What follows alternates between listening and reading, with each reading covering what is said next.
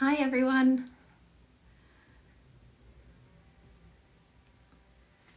Hi everybody. So welcome to the first of our Strong Talks with Zana Morris. Zana is our founder for Strong Nutrients, and we're going to be chatting to her about many different topics over the coming weeks.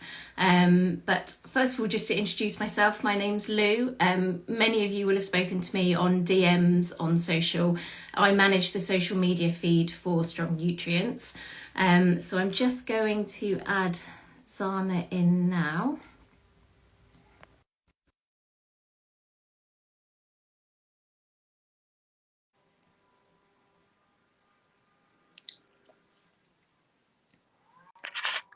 It should go through.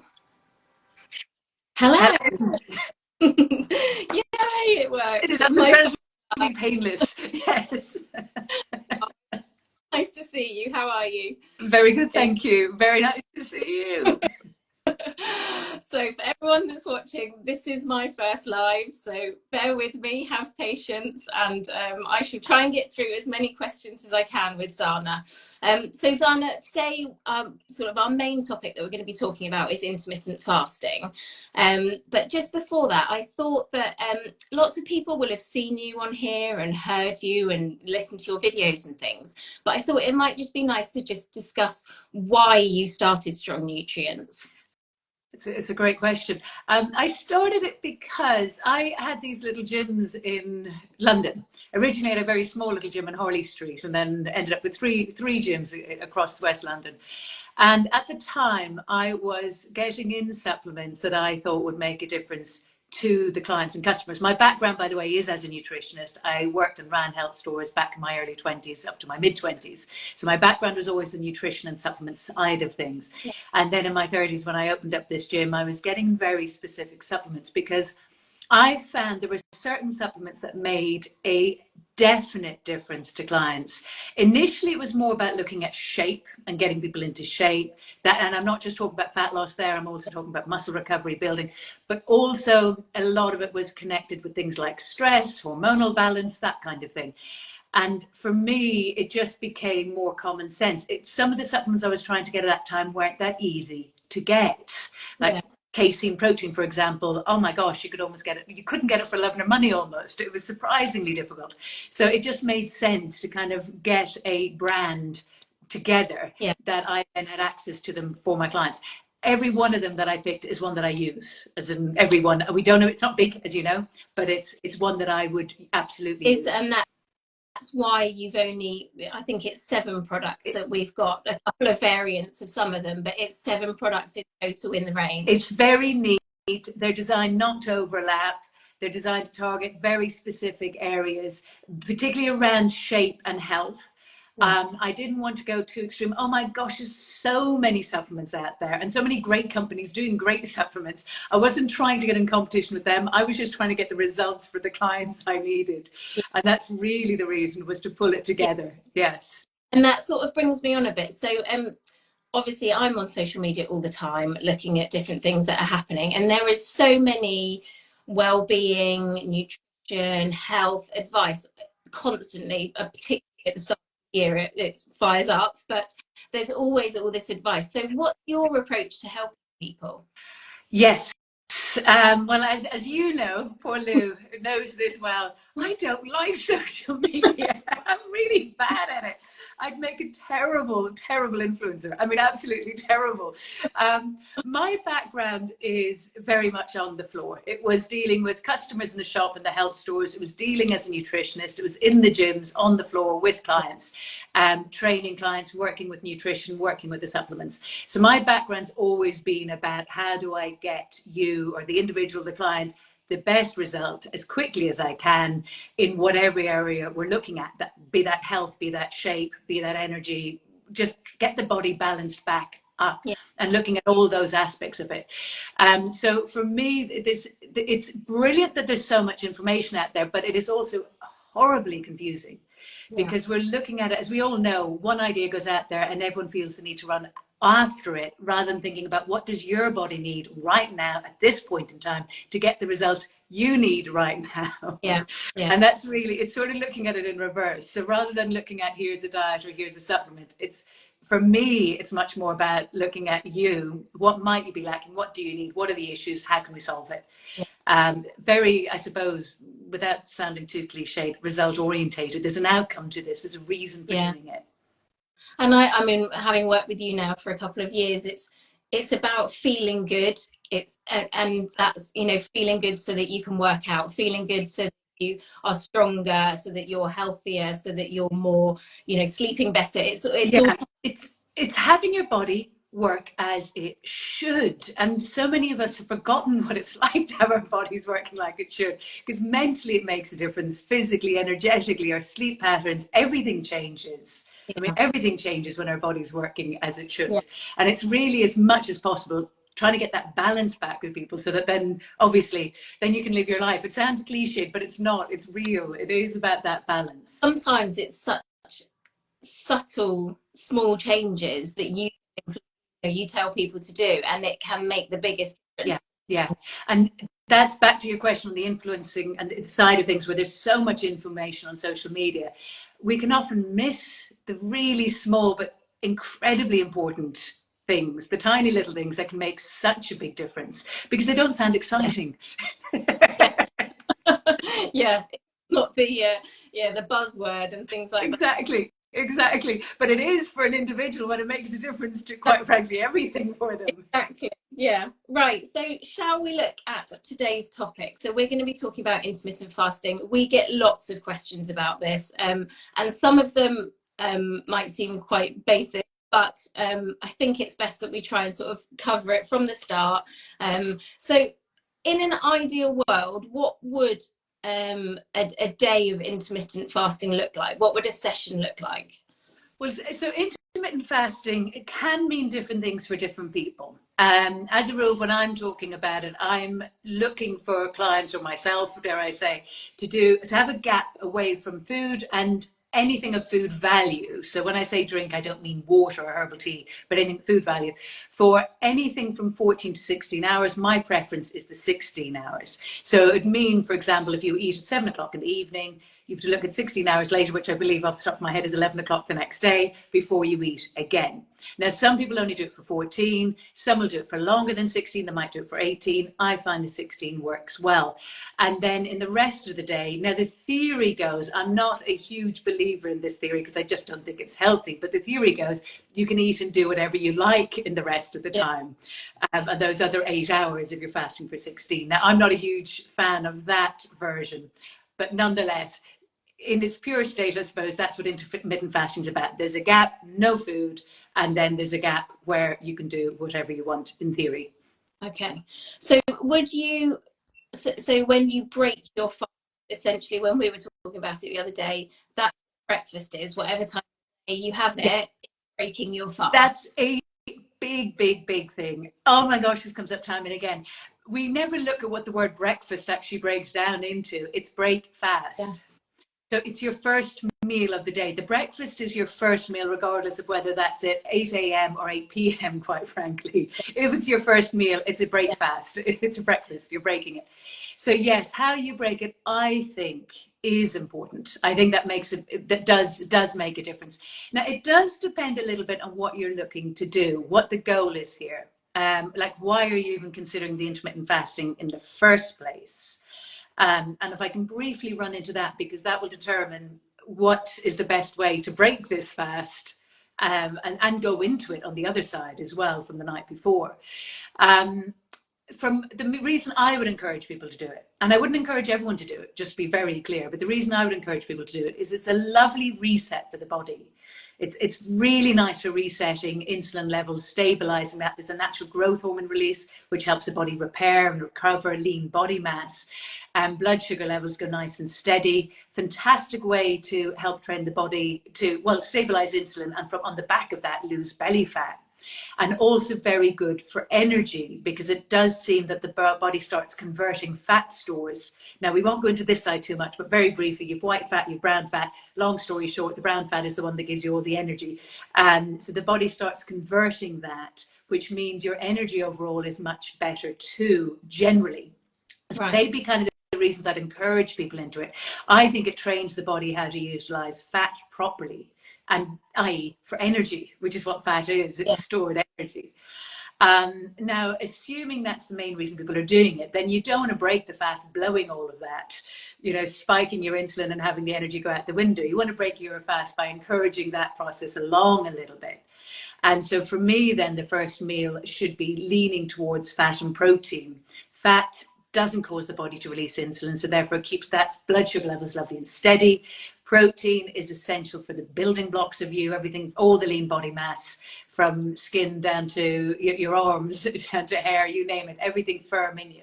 And that combination keeps you fuller for longer. It keeps the insulin lovely and steady. The blood sugar levels lovely and steady, and keeps the energy much, much better. So in English, it just means things like eggs and avocado, or you get away with yogurt and nuts and maybe some fruit. Kind of common sense meals. Don't go straight to sugar. Yeah, that's really what it means. Exactly. That'll set it all wired, exactly, energy wise and fat levels potentially. Yes. And would you recommend then that you break the fast with the meal, say 11, 12 o'clock? Would you then recommend not having anything until a dinner, or would you have something mid-afternoon? Mid-afternoon. Now, this depends on every individual. I'm a huge believer on, if you're hungry, eat, and if you're not hungry, don't. Huge believer. So some people, that would mean eating 4 or 5 times in a day, and for others it might mean eating once or twice. As long as energy levels are good. Right. So some people mistake hunger. In other words, they don't feel hungry, but their energy's dipping. So that can mean they are actually hungry because you're eating for energy. Now, if insulin is steady, or to put it another way, if your blood sugar levels aren't going up and down all day, if they're lovely and steady, and the intermittent fast will help that, the breakfast will help that, then you will really know when you're hungry. It won't be a false hunger. Right. Now, if sugar levels are going up and down, then you just feel hungry all the time, and it's not real. Yeah. Quite frankly, it's ghrelin. It's the hormone that tells you you're hungry and you need to eat something. So once you get it steady, the intermittent fast helps that. That kind of fat protein style breakfast helps that. If you need to eat twice in the day, go for it. If you need to eat 3, if you need to eat 4, do. But don't snack. Right. I really, and again, we can go into this in a little bit, but I'm not a believer in grazing, but I am a believer in eating as often as you need, but just consider it a meal. If you can't put it on a plate and sit down with it, don't have it. Effectively. So rushing out the door at, school pickup time, or to pop to the shops and grabbing something from... You can grab it as you go, but think, in other words, if it's like a protein pot from Pret, if it's a proper kind of bit of chicken and something, that's okay, but don't grab 5 blueberries or 3 nuts. Okay. That's the reason, and we were talking about this, the reason I don't like that is, and I often give this example, and apologies if people have heard this before, but in my innocence, when I kicked off Strong Nutrients and I used to be dealing with suppliers, and I would be in a hurry. I mightn't have ordered things in time. This is going back a little while, and I'd be in a hurry to get stock in, or they were having delays. I used to say to them, well, can you just give me 50 of them for the moment? We can order the few thousand later, but can you just give me 50? And they would laugh, the suppliers. They'd be like, Zana, it makes no difference. It's a huge production line. Everything needs to get cleaned down. All these machines, all the parts need to get completely cleared and cleaned. Everything needs to be reset up. So whether you put 50 or 50,000 is irrelevant. Now, our digestive system is the same. 5 blueberries is still going to set off from everything from the amylase, the digestive enzymes in the mouth. It's going to influence the stomach acid. It's going to influence a nice little bit of insulin release as the sugar goes into the bloodstream, all the way through from literally from head, practically, not quite to toe, but you know what I mean? Everything is getting affected for hours after you've swallowed it. So you can't just have 5 blueberries and think nothing is going to be affected. So if you're going to eat because it's designed, you're eating to build, to get your energy levels up, to feed yourself, to nourish yourself. So think of it like that. Okay. All right. So just also of what you eat when you're not fasting. drinks as well. Is there, like, should you be drinking loads of water? Is there good drinks to be having? And when you are fasting, what's the situation with drinks? So say a lemon water, hot lemon water in the It's a morning. really good question. Start it again, Yeah, no, or no, it's a really, really good question. So officially, it's just water or herbal teas or black coffee. Now, a little bit of lemon water, I think, is absolutely fine. I mean, really is. But we're not talking about a glass of juice, for example. so a squash that Yeah, would yeah, a bit of lemon, a slice of lemon and water, even a tiny squeeze of lemon and water, I think will be absolutely fine. right. Above all, what you're looking to do is not spike sugar levels. There is, people debate as to whether a bit of milk and coffee will affect it. I think it will. Okay. So personally, I wouldn't do it. And I'm not going to argue if people are saying, no, it doesn't. I know when I say that, I just mean that genuinely, but I just think there's a little bit of lactose in that. I wouldn't do it. Yeah. Big question though is the MCT oils, the fats, that kind of bulletproof coffee. And now that's where I have to sit and kind of look a little bit blankly, go, I actually don't know. I don't think it breaks the fast. And the research seems to lean into the fact it doesn't. But I would go easy, Right. because you are looking at giving your whole digestive system a proper break. Yeah. So I kind of lean into the idea of don't have anything, even the MCT, but certainly that seems to be one that you can get away with. Okay, so generally water, herbal teas, just try and hold it out until that coffee, that kind of thing. That would be what I would encourage my clients to do. But as I said, the MCT can be okay, I think. Someone's just asked, how long do you suggest fasting? So we're 14 to 16 hours, but there is a line of thought that would say the magic tends to happen from hour 14. So in other words, any fasting is going to be helpful. So even just a 12-hour gap is useful. You're not eating all the time. The digestive system getting a rest. But around about the 14th hour is when they say the body starts converting that fat. Right. So I think most of the magic is between hours 14 to hours 16. So I find if you can get the 16 hours out, that's wonderful. That's perfection. And are you best to sort of make a decision, right, that's it, I'm going to do fasting for 2 weeks and then I'm going to go back to normal? Or is that better for it? Or can you do it 1 day on, 1 day off? How does it affect the body if you change? If you go on and off it? No issue, except for one thing that I would think is worth considering. It's probably the best way of phrasing this. There's that whole thing they call the circadian rhythm, which gets bandied about now all the time. And it's just a very simple way of saying the body has a pattern. It reminds me, as having a dog, it reminds me of a dog that gets used to a rhythm, quite frankly. It knows what time you get up in the morning. It knows what time you're going out for the walk. It knows what time you're going to eat. And it almost prepares itself for it, if you like. It has this lovely balance of when we go to sleep, when we get up, and all the different hormonal shifts that happen over the course of the day when we do that. So I think if you can do the same thing for a period of time, you allow your body to get into that rhythm, and I just think it's better. I think you feel better. I think you feel more adjusted to it. It feels more natural to you. And it's like your body's responding to that new pattern and adjusting accordingly. So I think if you do it on and off, you'll just find it a lot harder, and I'm not sure you'll get quite the same benefit.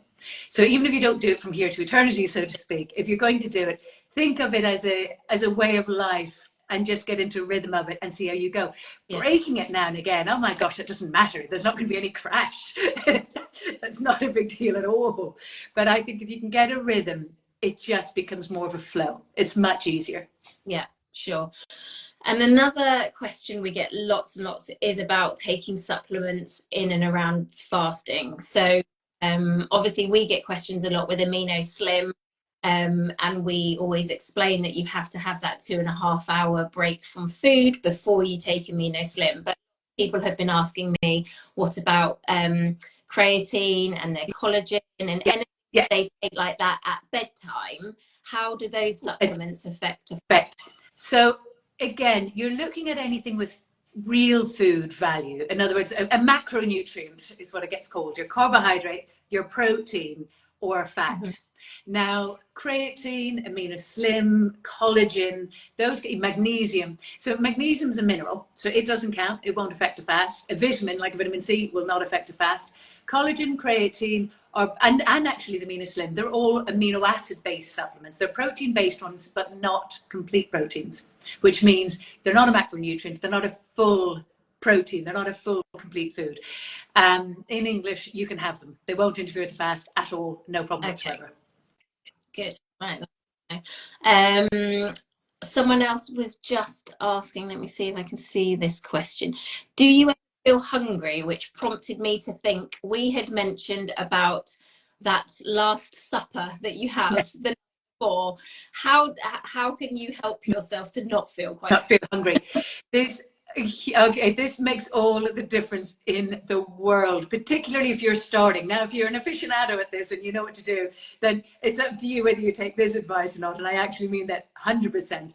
But if you're starting out, oh my gosh, this makes all the difference in the world. Think of it this way. Your day didn't begin first thing when you woke up this morning. It began last night the night before.